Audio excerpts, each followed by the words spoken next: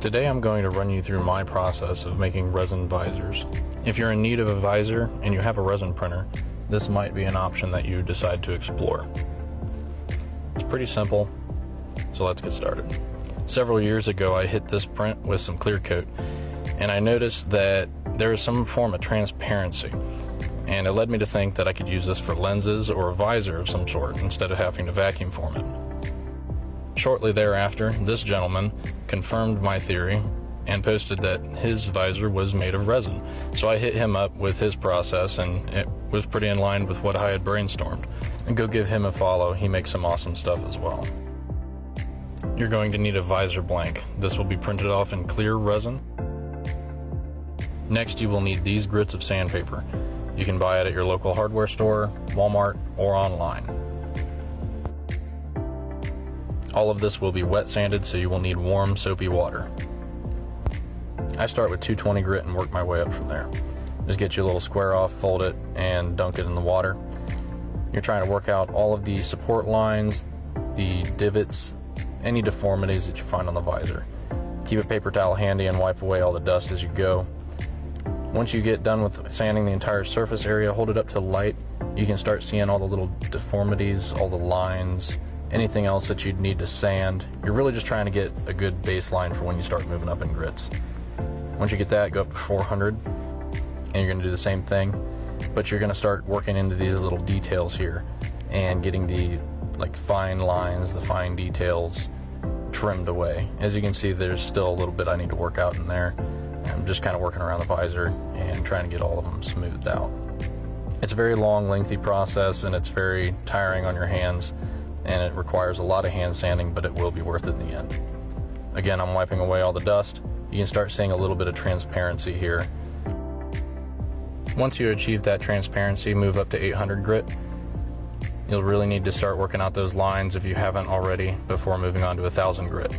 You can see that soapy water is laying a little bit more smoothly on top of the visor as well. I keep a bottle of water handy.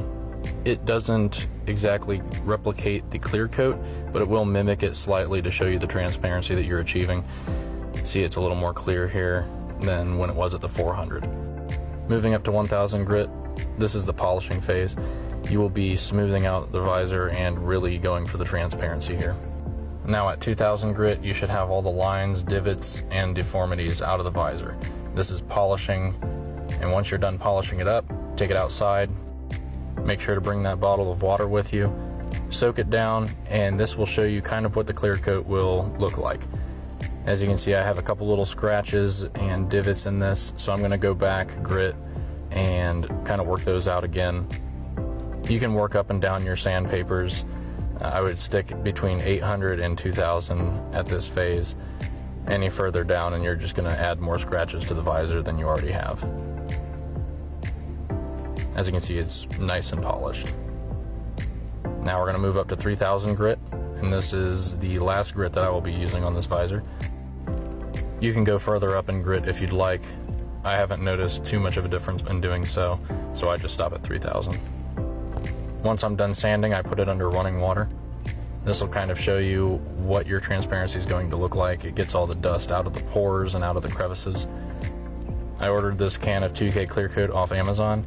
My air compressor isn't set up yet, so I won't be using an air gun.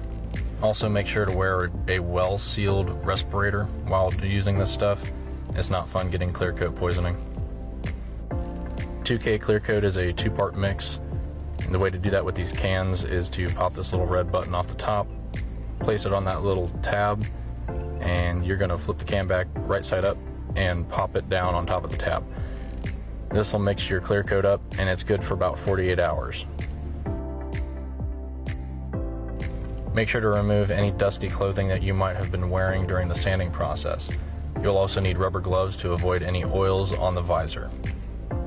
I recommend using some form of a cleaner, that way you can get all the oils, the dust particles, any contaminants off of the visor before clear coating. I use a microfiber towel to clean off the visor. Don't use a paper towel or else it'll leave little hairs and particles all over the visor. Let it air dry on a clean piece of cardboard or any other surface of your choosing. Just make sure it's clean. While handling the visor, make sure you touch around the edges of the visor Don't touch where you're actually going to be viewing through it. You might leave oils or other contaminants on it. Once it's air dried and clean, you can move on to clear coating. Start with extremely light coats of this clear stuff. It will run really fast if you don't. By doing a light coating like this, you're building kind of a tack layer. I'll let it sit for maybe 5 minutes to kind of tack up. Once I come back, I start hitting it with a little thicker clear coat. You still want to be extremely cautious not to let this stuff run. I will let it sit for another 5 minutes or so, and then I come back and I hit it with one final layer. This layer is a little thicker than the previous two, just to solidify everything and make sure I didn't miss anything. It's starting to look really clear at this point. I let my visor sit for about 24 hours before even handling. This is what it looks like after being clear coated. Next up is fitting it inside of the helmet, and that's really simple. This is my first complete resin visor that I ever did. It's held in by Velcro strips that I put around the edges of the visor. You can either use Velcro or hot glue to hold this in. I prefer Velcro because it's a little more modular and allows you to switch out for different colored visors. Also, the tinting behind it can be swapped out as well.